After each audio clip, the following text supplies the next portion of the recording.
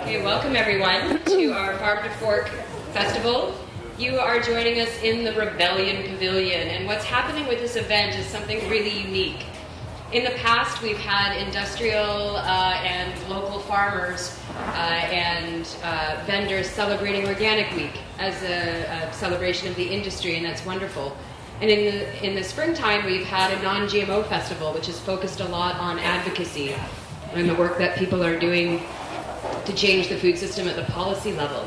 And this year, the organizers decided to just bring all of those people back to the same table because, you know, those folks out there with their beautiful logos and their growing businesses, you know, and you've seen them in the stores and you've seen their ads, they're also people who care passionately about the food system like you do, and they chose to put their activism into play in business. And so we're really here to celebrate the, the social justice side of this food system as much as we are, you know, the environmental benefits and our own individual health benefits. We're going to have sessions all day long here in this tent. At 1 o'clock, there's going to be a cooking demo you can sign up for at the canteen. We're going to get started straight away, though, with Maureen Kirkpatrick, who is the standards coordinator at the Big Carrot. Maureen and I are longtime colleagues. She's on the board of the Canadian Organic Trade Association. She's involved with the Seed Library. She's been involved with other organizations, including Food Secure Canada and the Organic Council of Ontario. She is passionate about this work, and I'm not going to hold up you getting to hear from her more directly. Please welcome Maureen Kirkpatrick. Thank you. Thank you, and welcome. Come on in.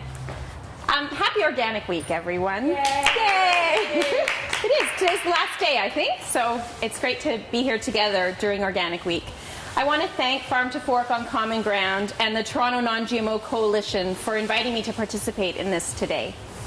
I came across a little photo, actually, just this morning.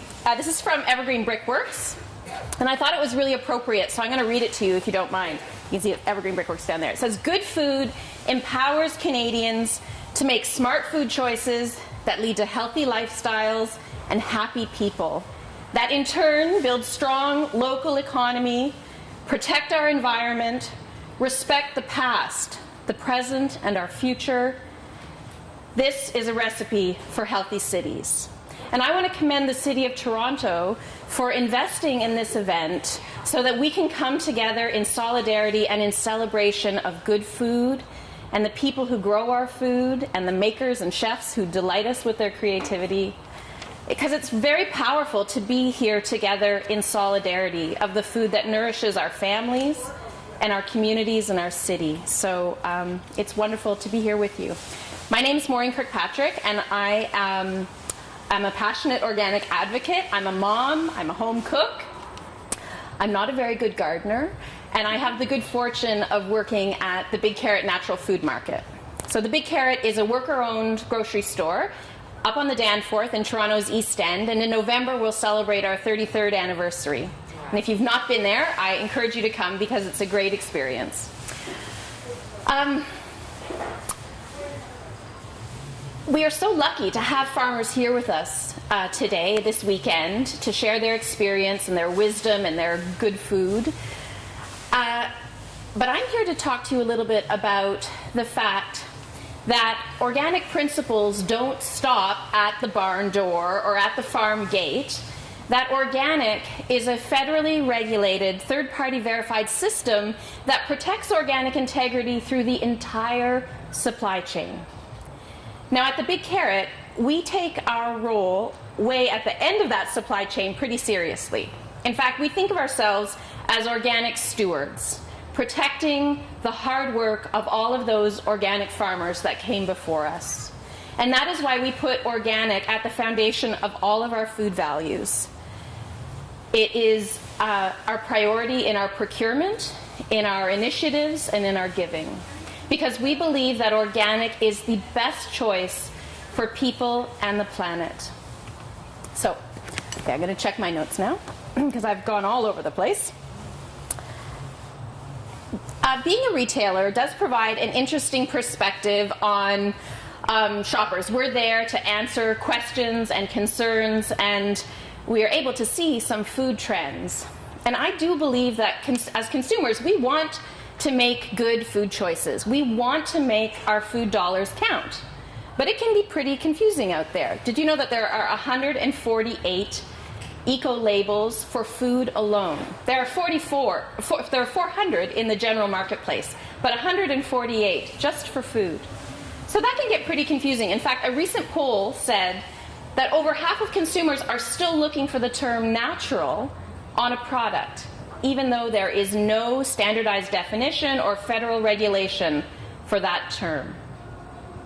So when we go to the grocery store with your new reusable shopping bags, we also need to be armed with a bit of information so that we need to know the difference to make a difference with our food dollars, to make our food dollars count. So what are we looking for? And I was pleased to see my anecdotal evidence reflected in a recent consumers report on what values and priorities are driving food choices. So we want to support our local farmers. That was top. We want to protect our planet from chemical exposure. We want to protect ourselves from pesticides. We want animals to have better living conditions. We want to avoid antibiotics in our food, and we want to avoid GMOs. So think about Ontario Organic. It is delivering on every single one of those priorities. Isn't that amazing? Organic is the most holistic, dynamic label in the marketplace today, and to boot, it is the best current agricultural model we have for mitigating climate change. This resilient system that reduces, builds soil fertility and reduces our exposure to chemicals, that protects pollinators, wildlife, biodiversity, and even protects farmers, because Canadian organic farms are creating twice the jobs of conventional farms here in Canada. And that's creating opportunity for our future generation of farmers. I love to think of the environmental benefit and the social benefit of organic, and then I multiply it out in my mind by the 900,000 acres, it's actually 900,000 hectares of organic farmland in Canada. And imagine that environmental benefit. And then I would like all of us to think about doubling that acreage, because we do have the power to shape the way our food is grown and made.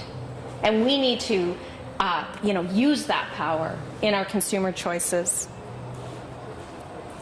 When we choose organic, we are choosing soil, healthy soil that sequesters more carbon. We're choosing clean air and water for years to come, because organic farmers are working in harmony with nature and not waging war on it. And I think that's why organic consumers are so intuitively opposed to genetic engineering. Because the science, the technology of genetic engineering disregards the natural world. It disrespects kingdom barriers, and it threatens our diverse genetic inheritance that is the foundation of our environmental and personal health. The Big Carrot has been advocating against GMOs in our food system since 1998. Our involvement was inspired by none other than Mr. David Suzuki, who was visiting a community event that we were hosting at the time. And he asked after our motto, which is searching for nature's finest. And he wanted to know if that was true. And this simple question actually sparked a huge conversation amongst our worker owners, and has really inspired a 2-decade and counting commitment to the non-GMO movement. One of our greatest accomplishments, I think, is being a founding member of the Non-GMO Project. The Non-GMO Project's not-for-profit mission is to preserve and build sources of non-GMO products and to provide verified non-GMO choices. There are over 3,000 brands currently enrolled in the project, in the verification project, and 36,000 products that feature that beautiful orange butterfly. So what does it mean when you see this orange butterfly on a package of cereal or your granola bar? it means that that product has been made according to the rigorous standards of the Non-GMO Project, which requires testing of every major high-risk ingredient derived from corn, soy, canola, and sugar beet. And for an ingredient to be used in that product, it needs to test under an action threshold of 0.9%.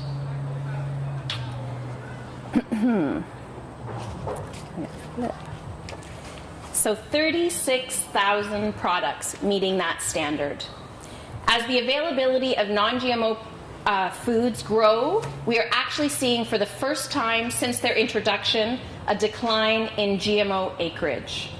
So our collective voices are being heard. Our voices, and particularly the voices of our neighbors to the south in America, have been so loud that conventional food giants like Post and Hershey's and Hammond's and General Mills have heard us. This summer, Danone, the yogurt company, made an announcement that they would convert all of their family of brands to non-GMO project verification. To achieve this goal, they will have to convert 80,000 acres of cropland from GMO production to non-GMO production to feed some 45,000 cows. That is a huge step in the right direction. That is a huge impact. And the CEO clearly stated that this company decision came from consumer choice, from consumer demand. Now, the non-GMO label alone does not mean that a product has been grown sustainably. And this is really important. This is knowing the difference to make a difference. The non-GMO project standard is laser focused on GMOs and only GMOs, so that how a product is made is not part of the standard, other than that it must be non-GMO production. So food product labels, like most things, are stronger together, I think. Organic is stronger when it's Ontario organic. So organic and local is stronger than just organic. Organic and fair trade is stronger. And the non-GMO project and organic is, to me, a gold standard in labeling. There is no scientific consensus on the safety of genetically modified foods or crops. To the contrary, there's a growing body of scientific evidence that suggests the urgent need for independent, long-term testing. But there is one element of this conversation that cannot be disputed or debated, and that is our right to know what is in the food we are feeding our families and ourselves. To date, Canada remains the only developed nation in the world without mandatory GMO labeling. Over 60 countries around the world have either prohibitions or outright bans on the production or sale of food that contains genetically modified ingredients. But there is a little bit of cause for hope, and that is this summer, Canada's youngest member of Parliament, Pierre-Luc Dussault, put forward a bill that would require mandatory labeling of all foods in Canada, all GMO foods in Canada. And that bill is Bill C-291. And it will be debated this winter, and it may actually be voted on in the spring of 2017. So this is our time to make our voices heard, not just to your grocer and with your shopping dollars, but with our voices. We need to talk to everyone in your community and networks, your doctor, your dentist, your teacher, your neighbor, and most importantly, your member of Parliament. You need to make your voices heard. We all do. And you can go to the Big Carrot booth, and I think Toronto Non-GMO Coalition and Kids Right to Know, everyone will have these postcards for you to sign in support of mandatory GMO labeling. But of course, labeling is not the solution to all of the problems that GMOs bring up for us. It is necessary, but it is not sufficient. Because we don't really want just more GMO labels on the shelf. We want no more GMOs. We want more organic choices for everyone in our society, no matter where you live, because a just food system is a just food system for all.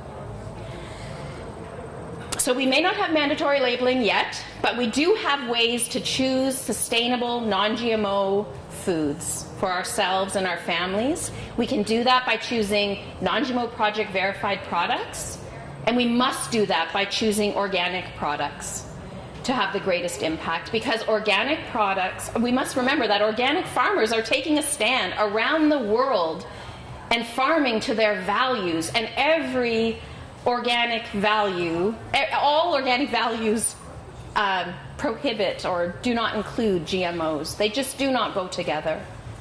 And every organic standard in the world prohibits the use of GMO seeds or inputs in an organic product.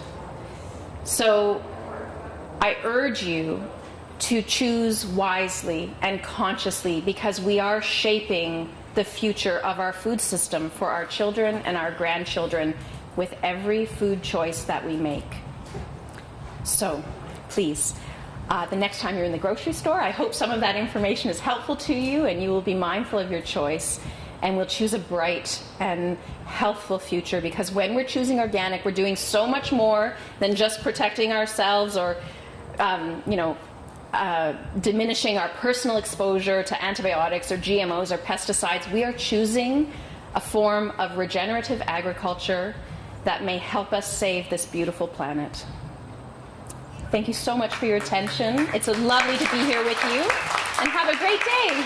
Thank you.